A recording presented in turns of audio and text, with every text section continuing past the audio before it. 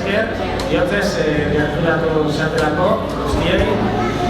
Badakizutenez, gaur Donostia eta Prosta 2016-en kultura hiriburu izango diren bi hiri hauen arteko artisten elkartruke lehen esperientziaren emaitzak erakusteko bilkura. Hemen ikusiko dezutena da batetik bai euskal artistek eta bai kolonial artistek egindako lanen emaitzak batzutan, emaitza horien bidean landutako prozesuaren urrats batzuk.